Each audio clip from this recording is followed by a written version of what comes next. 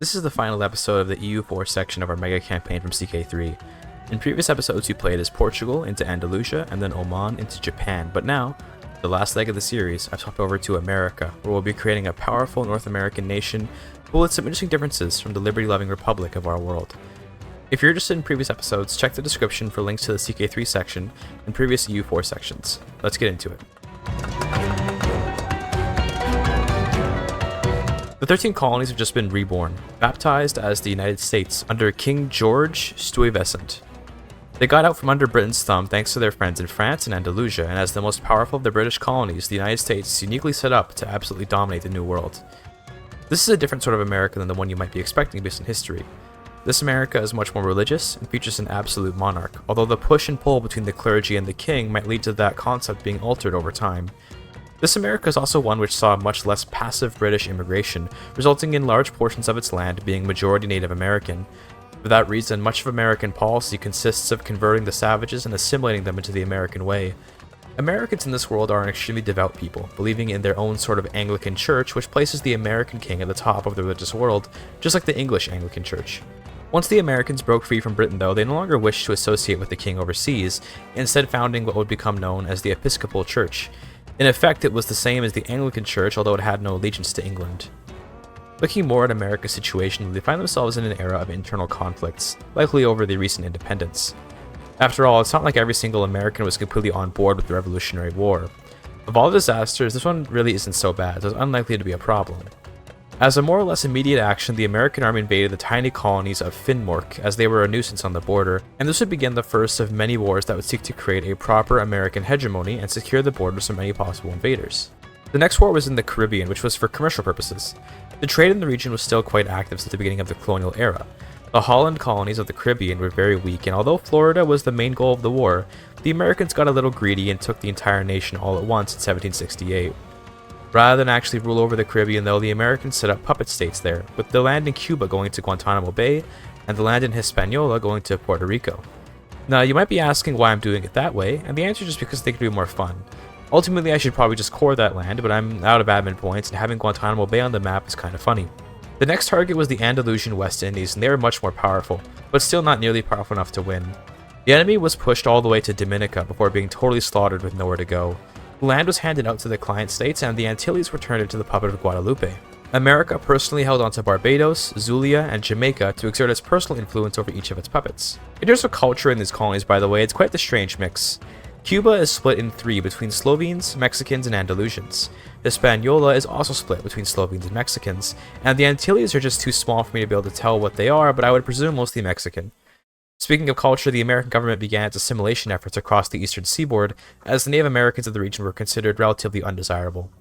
The methods and means of the assimilation mostly involved outbreeding, creating a very large population of mixed indigenous American people who would slowly go from half indigenous to quarter to an eighth to eventually effectively being not really Native American at all. This might sound nicer than just outright slaughter, and it was, but in this world the American system was highly discriminatory, encouraging any mixed people to hide their heritage wherever possible, despite it being normalized to be mixed in general. Funnily enough though, the system was actually quite unpopular. The American people did not as of yet have a democracy, but they were a fiery people that expressed themselves and protested when they wanted to. Many intellectuals believed that a government which accepted the backwards atheist savages could never become a place of God, and so harsher assimilationist policies were demanded, but it turns out that the king had an Iroquois wife, and that was why he was going easy on them. In 1773, a student-led coup overthrew the emperor to replace him with a ruler appointed by God. King George remained in charge briefly after the coup as a figurehead, but once the United Synods of America were founded, his power dropped dramatically. The new American Patriarchate centered episcopal power and a constant lookout for the end times. They were millennialists, and it was widely believed that their failure to eradicate the savages would bring about these end times. Across much of Europe, the response to this revolution was mixed. Many kings saw this religious fundamentalism as a few centuries out of date, but others believed that the ability to whip the people up into such a fervor was impressive. No one knows exactly why the Americans were so harshly religious, but it might have been a backlash against the growing acceptance of the Native American people. Regardless, this new millennialist theocracy focused on keeping a powerful cash flow to fund universities that could ensure the missionaries were smart and represented America well. Of course, the rest of the government reforms were all about culture conversion, with expulsion of heathens and zealous administrators. Remember that this is a world that hasn't yet had any kind of great revolution or anything, so it might seem weird that King George still runs the country, but killing a king was well beyond the thought of the common folk.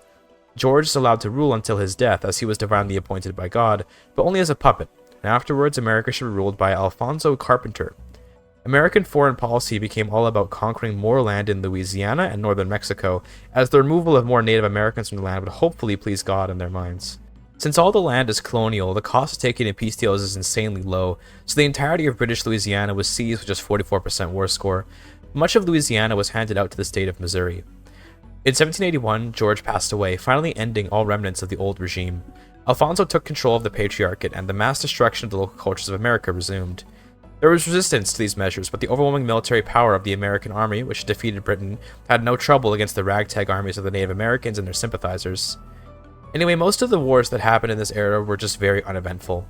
I gave land in the north to Missouri to save on admin points, and I took land to the south for myself so I could invade parts of Texas and Mexico in the near future. The border regions of the Rio Grande were granted to a puppet state called Texico, which is a funny name. Its capital is along the Rio Grande in Borrado, and they would be granted even more land once Andalusian Mexico was defeated. This war was a bit larger than any other wars, since the Mexicans had a significant swath of land and men, but by this point the Americans were just way too powerful to defeat. Most of central Mexico was given to Aztlan, and I just want to say here, this was recorded before the Winds of Change DLC, which actually added Aztlan to the game. I just knew it would happen, totally. Either way, I'm glossing over these conquests because they're not particularly interesting gameplay-wise. I did all this in just a few years, as it's now 1792, and we're approaching the end of the game. Aztlan had constant rebellions, by the way, since their land was not cored, but American armies took care of it, of course. Culturally speaking, I've converted a ton of land, but there's still a ton of Native Americans around, which was quite upsetting to the religious fanatics of America. One interesting war was the fight against Newfoundland, which actually saw its colonial overlord, Britain, try and protect it. The Brits sent a demand for peace, and the Americans of course rejected since they wanted control over the Atlantic provinces and the St. Lawrence River. Also, in August of 1800, a rising theologian, Thomas Jefferson, took control of the country by popular demand. He's a very competent patriarch, and with his leadership, the British will have no chance to win. The British fleet was much stronger than America's, but wherever the British tried to land troops, the early warning systems the Americans had, in the form of monks that could ride horses very quickly, allowed the American army to catch and defeat the Brits before they could get a proper beachhead anywhere. In Guantanamo Bay, and in Haiti, many British people, and weirdly enough, Lombardian people, lost their lives. Turns out the Lombards fell into a personal union with Britain, so they were being used to fight too. Once all of Canada was occupied, the war slowed down as the Americans could not possibly invade London, nor could the British win any land battles in America. While many American men were off in the war, this left a labor shortage back home. Native Americans were barred from entry into the military, and mixed Americans could join the army because it was one of the few places where they often avoided harsh discrimination. In an attempt to solve the labor issue, the American government implemented a system which would forever change the continent. Slavery, in small forms, had been practiced across the world in this era. In general, the slave trade didn't take off in this world how it did in our own world because the Iberians of this alternate universe didn't need slaves. Andalusia used its expelled Christian population as labor in its colonies, and as the colonies grew, they were able to work without slavery, and so it remained banned across the New World. The United States, though, found themselves needing more labor for their ever-growing economy. Turns out all these undesirables that were already marked for death anyway could have better usages. There was fear that it might upset God to allow the savages to live, but as part of their slavery, every Native American was given a token baptism to please the church and then put in shackles. Even mixed Americans who appeared to be more Native than American were enslaved, and so America was plunged into a dark age of cruelty. A massive chunk of the population became slaves over the course of just a few years, but economic prosperity boomed. Shortly after the establishment of slavery, the British were willing to broker a peace, and Canada lost much of its eastern land, as the state of New Brunswick and state of Quebec were admitted to the Union. The capital of America, Plymouth Rock, was developing hugely on the back of the slaves and the wealth extracted from the conquered colonies. As a quick look back at our old nation of Japan, we can see that the AI has decided that Shia conversion would become their total focus, and we see all of Korea and much of Japan becoming Muslim. Very interesting. The Americans continued their cultural conversions even into the recently annexed Missouri territory, and indeed American culture had become truly dominant, as over the generations the visibility of mixed Native Americans was reduced. That doesn't mean the natives were gone, but rather relegated to minorities, or relegated to living in regions that weren't as well off. The spread of American culture reached even the relatively barren Great Plains, as land was handed out to any American willing to live in a remote region. As more and more Americans poured into the plains, though, they began encroaching on the territory of various other colonial powers, with Americans pushing the boundaries with Finland, Canada, and most importantly, Andalusia, whose colonies across the Rocky Mountains had some land in the region. The obvious natural border along the mountains seemed like it would be easy to keep peaceful, but after American settlers started finding paths through the mountains that led into Andalusian Cascadia, tensions rose, and the obstinate Americans did not back down, leading to war. There are only 11 years left in the game, so this war ended up being the sort of ultimate mega war between my first nation of the mega campaign and my last nation of this game. Most of the fighting happened in Estland, funnily enough, simply because maneuvering soldiers through the mountains in the northwest just didn't really work out, and because the first handful of Andalusian forces that got through were absolutely crushed. In the Battle of Coixtlahuacan, the Andalusian colonial army was turned to dust, where 90,000 Andalusian troops were killed or captured, and this defeat put the entire Andalusian colonial empire on the back foot. Shortly after, a naval battle off the coast of Florida saw the Andalusian navy sunk as well, and their flagship with it.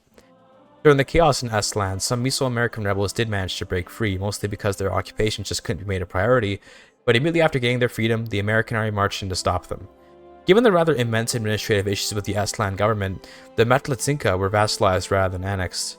Either way, once most of California, Cascadia, and Central America were occupied, the Andalusians were going to let the war go, and although the Americans could have gone for a harsh peace deal, they chose a white peace.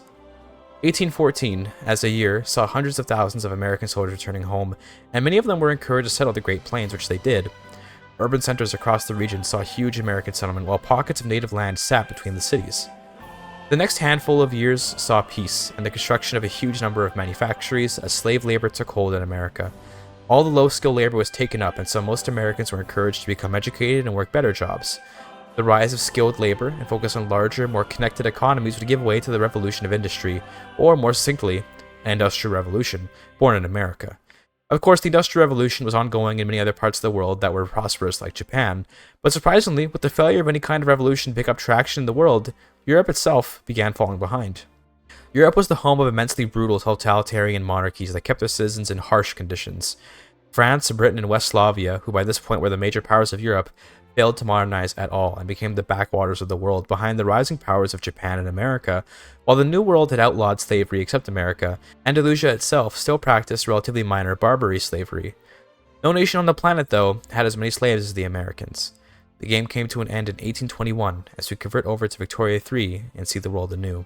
The main aspect of this EU4 game that would influence Victoria 3 was that there was never a Napoleon or any kind of revolution. Now, say what you will about Napoleon, but he certainly shook up the world, establishing the very concepts that would go on to create liberalism and republican governance as we know it. The law code, the nation state, the professional army, and so many more things that today we take for granted, these things simply have not become commonplace in the world. Initially, the map for Victoria 3 was quite chaotic, with nonsensical borders and some horribly underdeveloped industries. Seriously, it's crazy how little industry was developed by the converter, but I later learned this was more or less my fault since you're meant to tweak the settings for the converter, which I later would to create a better balance. Overall, we find the greatest powers of EU4 do not necessarily translate to the greatest powers of Victoria 3, as naval power, army power, and industrial power now put nations to the rankings instead of the nebulous development score. I'm actually going to call this mega campaign here though, mostly because Sphere of Influence is just around the corner and I want to do a better job with the next mega campaign. I came into this mega campaign mostly blind on how they work. I just played the game, downloaded the converters, and went at it. With the lessons I've learned from CK3 and EU4, I feel much more prepared to do another mega campaign with even more interesting outcomes. For those curious, I did actually play the Victoria 3 section of the mega campaign completely through, but it was just kind of boring because the conversion was very underpowered. I played Japan and basically just sat around. I'm going to dive into making little mini mods to maybe add some journal entries or other mechanics to best represent the unique positions of our unique world here. Regardless, the next mega campaign is going to start on stream pretty soon, and it's going to start with Imperator Rome, since there is indeed support for conversions from Imperator to CK3. I hope you enjoyed this mini mega campaign, and if you did, consider subscribing and liking, and I'll see you for the next one. Thank you for your time.